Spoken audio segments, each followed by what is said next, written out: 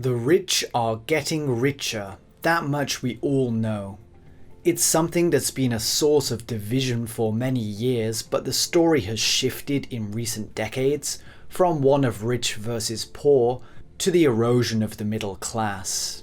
Whole generations are now being shut out of the prosperity their parents enjoyed, and this is occurring at the same time as unprecedented wealth is being generated for those at the top of the economic hierarchy. As this gap between the rich and everybody else gets wider with each passing year, it seems as though societies are being ripped apart. But lost in the chaos of the news cycle is a fundamental question. How did it come to this?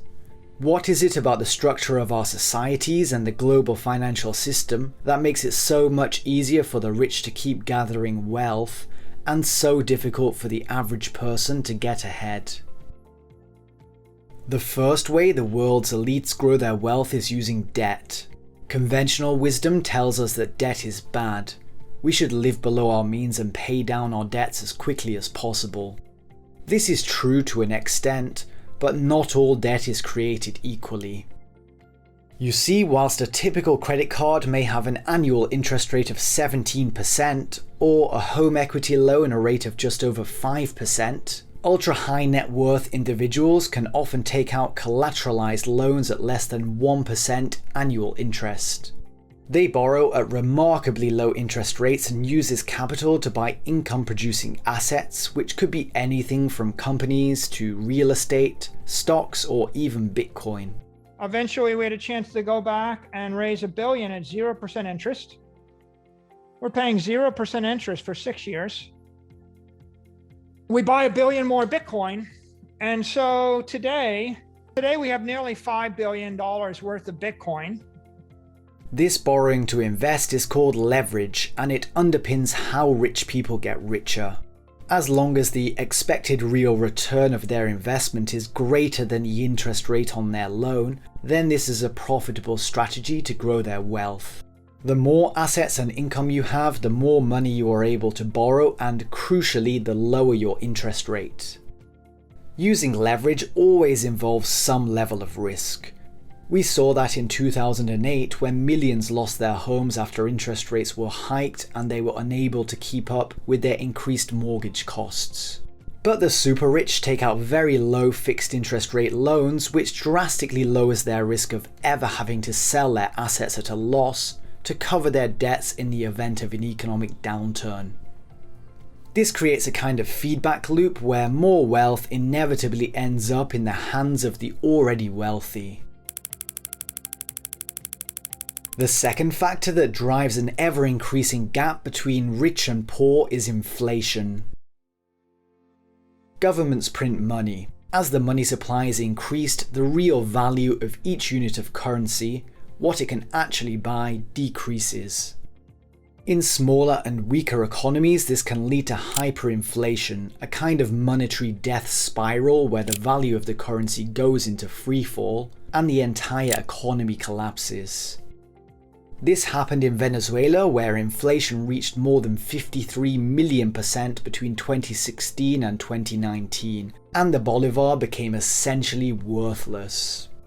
In the US, inflation has remained stable at around 2.5% per year, and this slow, incremental loss of purchasing power can make it seem as though the dollar is kind of steady.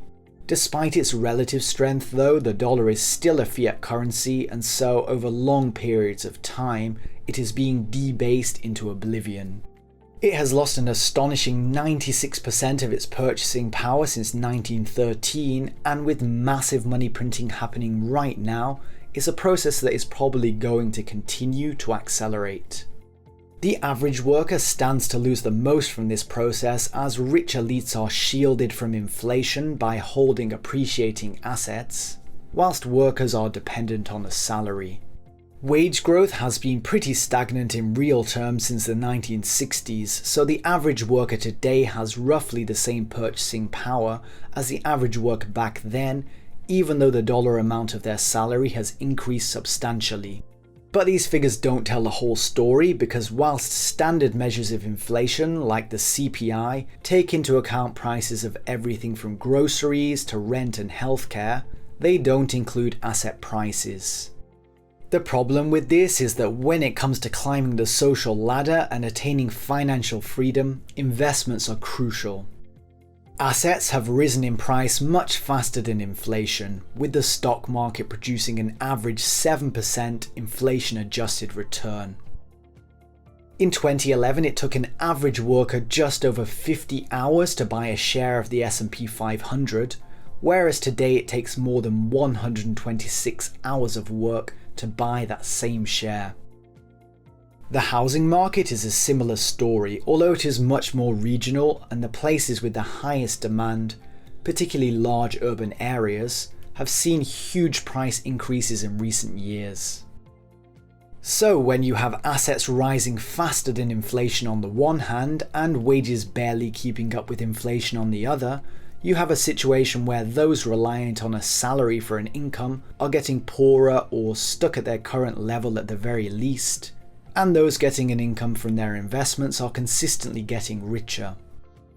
The effect of this dynamic is an ever-widening gap between the rich and the rest of society, and a kind of economic hamster wheel where with each passing year it gets harder and harder for people to get a foothold in the housing market or save for retirement.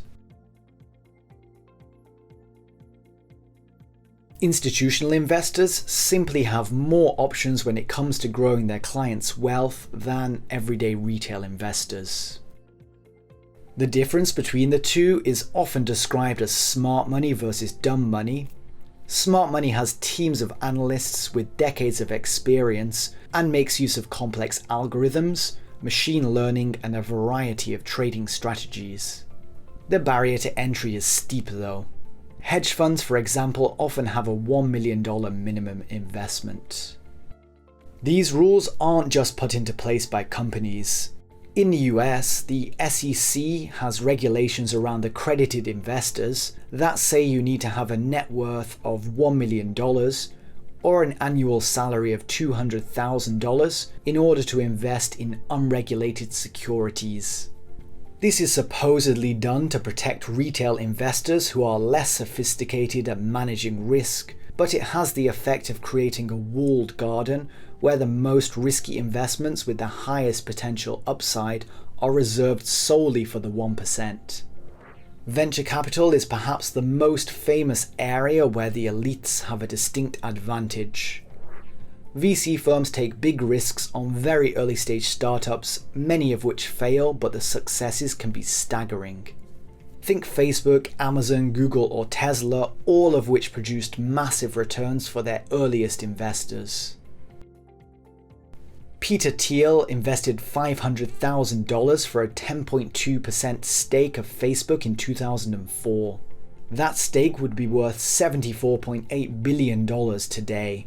For every dollar invested, he would have made almost $150,000 of profit had he held until today. Now, if you had invested the same amount in Facebook's IPO in 2012, the first time the public at large had the opportunity to invest, you would have made $6 for every dollar invested. That's a very nice return in less than a decade, but it's still 25,000 times less than you would have made had you got in at the earliest stage. This is what's known as asymmetric returns, and is a key feature of venture capital. They seek out opportunities where the growth potential is exponential, but their risk is limited to the initial capital they put in. Basically, the payoff of their successes is much greater than the loss of their failures. This kind of sophisticated deal making is something that's just not open to the average investor. It requires connections and deep industry knowledge, as most startups are looking for more than just money from their earliest backers.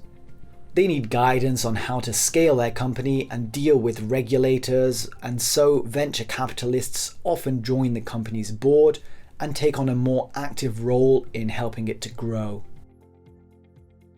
The rules that govern the US financial system are put into place by financial agencies and regulators like the Federal Reserve, SEC, and FDIC.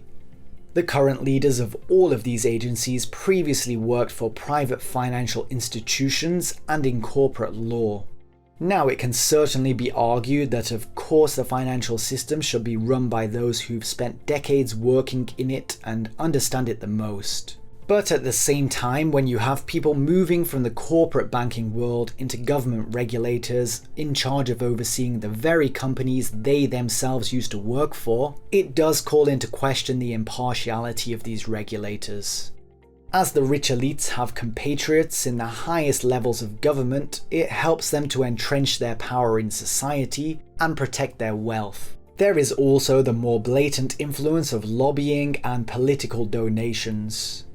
Investment companies, banks, and real estate all make up some of the largest lobbying groups. But really, all industries are dominated by the rich elites that are going to lobby for policies that bring them the most profit, and so the whole lobbying industry can be seen as a kind of backdoor, where the rich are able to leverage their money to influence government policy in ways that will benefit them financially. Maybe the most contentious issue when it comes to rich elites and corporations is tax avoidance. Many smaller nations around the world have set up their economic system with tax breaks and other incentives to attract these high net worth individuals and companies. Ireland, for instance, is one of the biggest vessels for base erosion and profit shifting, or BEPS schemes. Basically, profits are shifted from a high tax jurisdiction to a lower tax one. Ireland has one of the lowest headline rates of corporation tax in the EU at 12.5%. The reality though is even better for companies because, depending on how the BEPS scheme they use is structured, this can lower their tax burden to between 2 and 4% on average. And some technology companies like Apple and Google have reportedly paid less than 1% tax in some years. And that's just one tax scheme in one country. For the rich who can afford the best lawyers and accountants, the options really are endless, and so capital tends to flow to wherever it is likely to be taxed the least. Unsurprisingly, even though these schemes are technically legal, the people that use them go to great lengths to hide their involvement, setting up shell companies to preserve their anonymity. The public got a rare glimpse into this shady world when records were leaked in the Panama Papers and the Paradise Papers, which showed the true scale of this tax avoidance. Where figures like the British royal family and Yuri Milner, the Russian billionaire with links to Vladimir Putin, were listed alongside household names like Apple and Nike. There is good reason why many normal working people feel like they are on a treadmill, unable to catch up. It is a feature of our inflationary economic system, stagnant wages, and a fundamental inequality in access to financial markets. High net worth individuals are uniquely positioned to borrow in an ever-depreciating currency to buy scarce and appreciating assets, solidifying their position in the economic hierarchy. They stack the deck in their favour using their influence to shape laws to their advantage. Whether this inequality is an inevitable and natural situation, or something that needs to be addressed through tighter laws, and maybe even more radical wealth redistribution like universal basic income, is one of the biggest political questions of our time. Thank you for watching. If you enjoyed this video, please hit the like button, subscribe to our channel for more videos, and we'll see you next time.